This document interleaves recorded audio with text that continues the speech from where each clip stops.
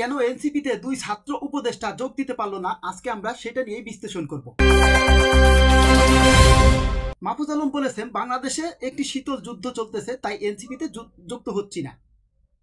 জামাত ইসলাম NCP ইতিমধ্যেই তারা রাজনৈতিক জোট গঠন করেছে, আগামীতে তারা নির্বাচন করবে।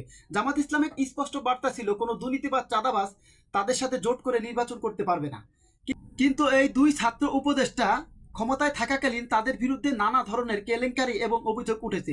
বিশেষ করে আসিফ মাহমুদ সজীবের বিরুদ্ধে দুর্নীতির অভিযোগ উঠেছিল এবং তার পিএসের বিরুদ্ধে কোটি কোটি টাকা দুর্নীতির অভিযোগ উঠেছিল, কিন্তু অন্তর্বর্তীকালীন সরকার এই বিষয়টা কোনোভাবেই তারা আমলে নেয়নি।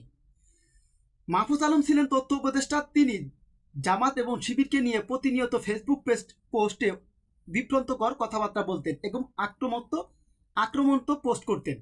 সেই কারণে ছাত্র শিবিরের তৃণমূল নেতাকর্মীরা এই মাহফুজ আলমের বিরুদ্ধে চরম ক্ষিপ্ত হয়ে আছে।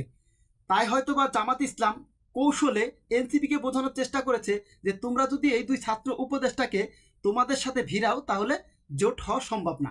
এই কারণে হয়তোবা এনসিপিতে তাদের জায়গা হয়নি। জামাত ইসলাম বিশেষ করে কোনো দুর্নীতিবাজকে তাদের দলে যুক্ত করতে চায় না, এ বিষয়ে তারা অঙ্গীকারবদ্ধ হয়েছেন এবং এই বিষয়ে তারা স্পষ্ট করেছেন।